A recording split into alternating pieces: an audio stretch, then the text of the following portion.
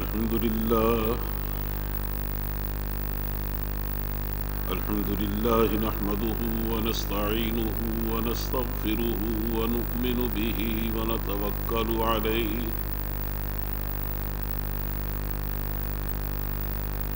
ونعوذ بالله من شرور أنفسنا ومن سيئات أعمالنا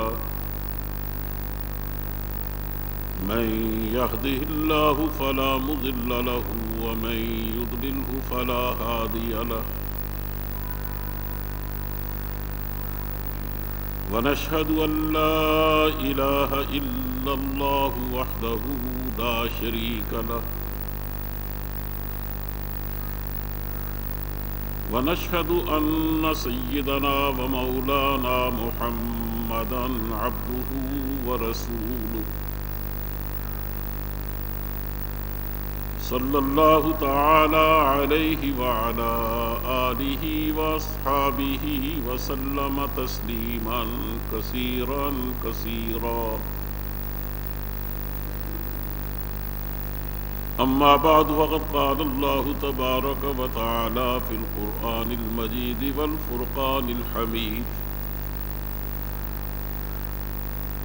أعوذ بالله من الشيطان الرجيم بسم الله الرحمن الرحيم يا أيها الذين آمنوا ادخلوا في السلم كافة ولا تتبعوا خطوات الشيطان إنه لكم عدو مبين صدق الله مولانا العظيم وصدق رسوله النبي الكريم ونحن على ذلك من الشاهدين والشاكرين والحمد لله رب العالمين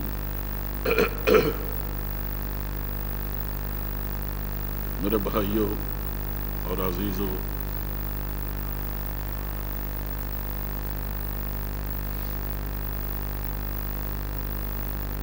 میں نے آپ کے سامنے سورہ بقرہ کی ایک آیت کریمہ تلاوت کی ہے۔ اس آیت کو بیان کرنے سے پہلے اس کے پس منظر میں جو کچھ کہا گیا ہے پہلے میں اسے عرض کروں گا، اس کے بعد اس کا مفہوم واضح کرتا ہوں۔ ویسے تو خیر قرآن پاک کی ہر آیت اپنی جگہ بڑی اہمیت رکھتی ہے، لیکن یہ آیت اجتماعی اصلاح کے حوالے سے بہت اہمیت کی حامل ہے کہ جب بھی کبھی اسلامی معاشرے میں خرابی پیدا ہوئی ہے تو اس کی اصل وجہ یا اولین وجہ یہی ہوتی ہے جو اس آیت کریمہ میں بیان کی گئی ہے۔ اور آپ جب اس کو سنیں گے اور اس پر غور کریں گے تو آپ محسوس کریں گے کہ ہم بھی فردن بھی اور اجتماعی طور پر بھی بری طرح اس خرابی کا شکار ہیں۔ اس کے پس منظر میں ذکر ہے منافقین کا۔ ان کے بارے میں یہ بتایا گیا ہے، وہ ساری آیات میں پڑھنے سے قاصر ہوں، بہت وقت لگے گا۔ ان میں یہ بتایا گیا ہے کہ منافقین جب نبی کریم صلی اللہ علیہ وسلم کی خدمت میں آتے تھے تو ان کا طریقہ یہ تھا کہ اپنے نفاق کو چھپانے کے لیے زیادہ سے زیادہ اپنی وفاداری اور اپنے اخلاص کا اظہار کرتے تھے، اور بعض دفعہ ایسی باتیں بھی کہتے جو عام مسلمان نہیں کہتے تھے کہ اللہ ہمیں موقع دے تو ہم اللہ کے راستے میں جان دے دیں، ہم سر کٹوا دیں، ہم یہ کریں، ہم وہ کریں۔ حالانکہ مخلص مسلمانوں کا طریقہ اللہ سے دعا کرنے کا تھا کہ یا اللہ ایسا موقع ہے تو ہمیں ایسا کرنے کی توفیق دے۔ عام طور پہ زبان پر اس طرح کی بڑھ کے وہ نہیں لاتے تھے، لیکن منافقین ایسا کرتے تھے، اور اس کی وجہ یہی تھی کہ ان کا اندرونی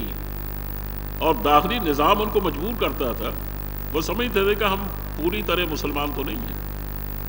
ہمارے ایمان میں ابھی تک نفاق کے اثرات باقی ہیں، اس لیے اس کو چھپانے کے لیے تاکہ مسلمانوں سے آگاہ نہ ہو سکیں اور اللہ کے رسول کو پتہ نہ چلے، اس کو بار بار اپنی فدویت کا، اپنی وفاداری کا، اپنے کمیٹڈ ہونے کا وہ بار بار اظہار کرتے تھے۔ لیکن جب نبی کریم صلی اللہ علیہ وسلم کی خدمت سے اٹھ کے جاتے تھے وہاں تو دھوکہ دینے کی کوشش کرتے تھے، لیکن جب اپنے تئیں بیٹھتے اپنے دوستوں میں اپنے عزیزوں میں تو پھر ظاہر ہے کہ ان کے مشاغل دوسرے ہوتے تھے، وہ وہاں بالکل دوسری طرح کی باتیں کرتے تھے،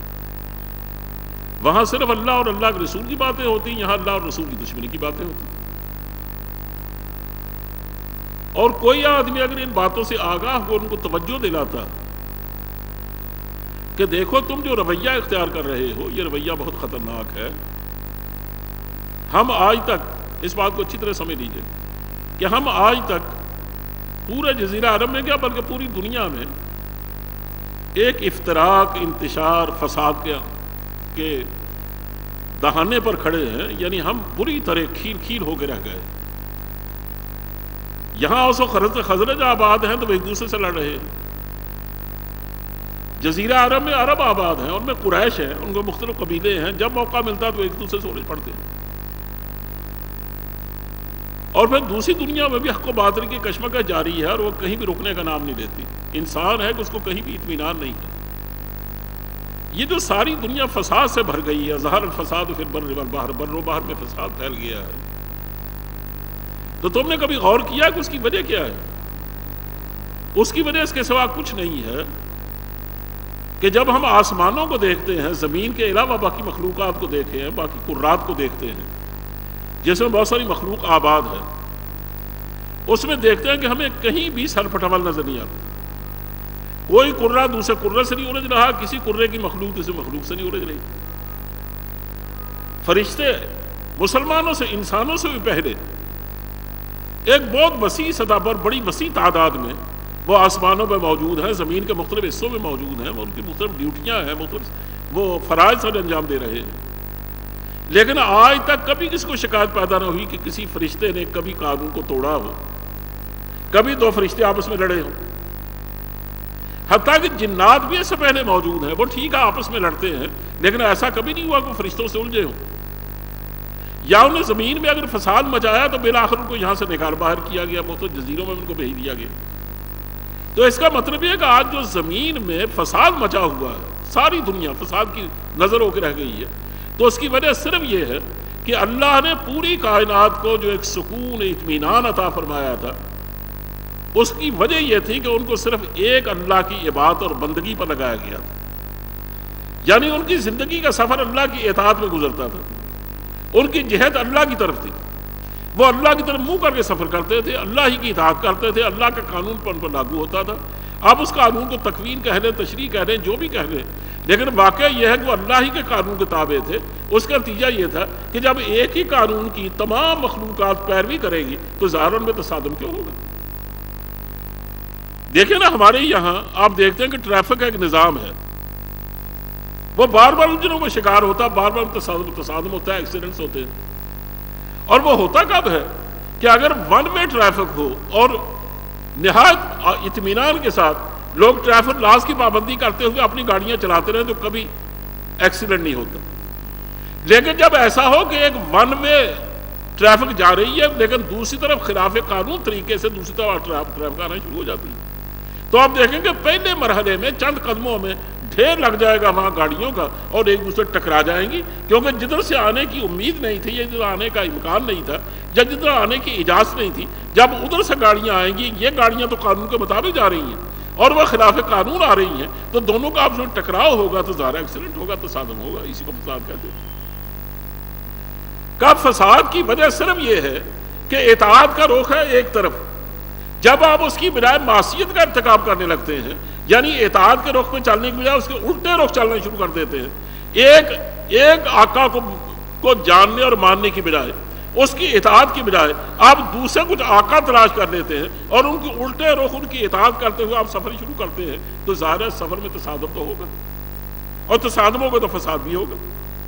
کہ یہ پوری زمین میں جو فساد مچا ہوا ہے اس کی وجہ صرف یہ ہے کہ کسی نے کسی طاغوت کی پوجا شروع کر دیا، کسی نے کسی طاغوت کی پوجا شروع کر دی ہے، کسی نے کسی کو اپنا مطاع بنا لیا، کسی نے کسی کو اپنا مطاع بنا لیا، کسی نے انسانی قانون کو اپنا رہنما بنایا، کسی نے آسمانی قانون کو اپنا رہنما بنایا، تو ظاہر ہے آپس میں ٹکراؤ ہو رہا ہے، تو زمین فساد سے بھر گئی ہے۔ اس فساد سے نکلنے کا ایک ہی طریقہ ہے کہ جس طرح آسمانوں پر ایک ہی کی اطاعت ہو رہی ہے، فضا میں ایک ہی کی اطاعت ہو رہی ہے، دوسرے کلوں پر ایک ہی کی اطاعت ہو رہی ہے. اگر تم بھی اسی ایک اللہ کی اطاعت پر قبر بستہ ہو جاؤ اور اس کا تمہارا رخ بھی اللہ کی اطاعت پر رہے تو دیکھو تم آپس میں کبھی کسی تصادم کا شکار نہیں ہوگے. یہ بات ہے جو پچھلی آیات میں کہی گئی ہے کہ پوری زمین پر فساد مچ جانے کی وجہ کیا ہے کہ کوئی کسی کا پیروکار ہے, کوئی کسی کا پیروکار, کسی نے کسی کو طاغوت سمجھ کر اس کی پوجا شروع کر دی ہے, اس کے قانون کو اپنا رہنما بنا لیا, اور کسی نے کسی کو اپنا وڈیرا سمجھ کر, بڑا سمجھ کر اس کی اطاعت شروع کر دی. یہ اطاعت جب آپس میں ٹکرائیں گی,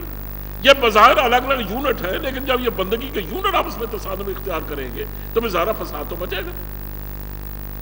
کہ تم اگر اس فساد سے بچنا چاہتے ہو نا تو وہ قانون, وہ آئین تمہارے پاس اللہ کا آخری رسول لے کے آیا ہے, تم آسانی سے خاموشی سے اس کو تسلیم کر لو اور اس کی پابندی شروع کر دو تو دیکھو زمین پر فساد ختم ہو جائے گا.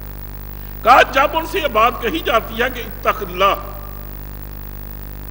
وہ اللہ کے خلاف چلنے والے اللہ سے ڈر. پوری کائنات اس کے سامنے جو اس کی چاکری کر رہی ہے, ہوا اس کی اطاعت میں چل رہی ہے, بادل اس کی اطاعت میں گرجتے ہیں, بارش اس کی اطاعت میں ہو رہی ہے, زمین اور اس کی متعین کردہ گردش میں گردش کر رہی ہے, اور سورج کی روشنی اور اس کی کرنیں بالکل اس کی اطاعت میں ہم پر زمین پر برس رہی ہیں. زمین میں جو قوت ہے, یہ جو ہے زمین میں جو قوت ہے اگانے کی, یہ ظاہر اس کے احکام کے مطابق بروے کار آ رہی ہے, ہر چیز اس کی اطاعت میں کام کر رہی ہے تو ٹھیک ٹھیک کام ہو رہا. لیکن جب انسان اس کی اطاعت کو توڑتے ہیں تو وہیں سے فساد مچنا شروع ہو جاتا ہے. دیکھیں نا, ہم زمین میں غلہ اگاتے ہیں اور زمین بالکل اللہ کے قانون کے مطابق اس کو اگاتی ہے. ہوا اگر اللہ کے قانون کے مطابق اس کی لوریاں دیتی ہے, بارشیں اگر اس کی آبیاری کا سامان کرتی ہیں, پھر سورج کی کرنیں اگر اس کو اللہ کے قانون کے مطابق پکاتی ہیں تو بالکل پوری فصل لہلہانے لگتی ہے اور گندم تیار ہو جاتی ہے. انسان جب اس میں کمی بیشی کرتا ہے, تو اس کی تقسیم میں کمی بیشی کرتا ہے, یا اس کو بجائے کاٹنے کے اس کو آگ لگا دیتا ہے, یا اس کو چوری چھپے کسی دوسرے کو تقسیم کرنا شروع کر دیتا ہے, تو وہیں سے فساد کا آغاز ہو جاتا ہے. زمین میں بہت بڑی تعداد میں غلہ اگتا ہے, لیکن ظالم لوگ جو اپنے گودام بھر کے غریبوں کو سے محروم کر دیتے ہیں تو بھوک پھیل جاتی ہے. اللہ فرماتا ہے کہ جتنی بھی ضروریات زندگی ہیں, میں کبھی ایسا نہیں کرتا کہ انسان زیادہ ہو, کھانے والے استعمال کرنے والے زیادہ ہوں, لیکن میں پیدا اس سے کم کروں. میں ان کی ضروریات کے مطابق ان کی ضروریات سے زیادہ پیدا کرتا ہوں. یہ جو تم بھوک ننگ دیکھتے ہو, افلاس پھیلتا ہے, قحط زدگی ہوتی ہے, یہ جو بار بار جو اس طرح کے مسائل دیکھتے ہو, یہ انسانوں کے اپنے پیدا کرتا ہے, اللہ کے پیدا کرتا نہیں. اگر اللہ کے قانون کے مطابق کی تقسیم کی جائے, جاگیرداروں کو ان کی جاگیرداری کے مطابق نہیں بلکہ ان کی انسانی ضرورتوں کے مطابق ان کی حوائج پوری کی جائے,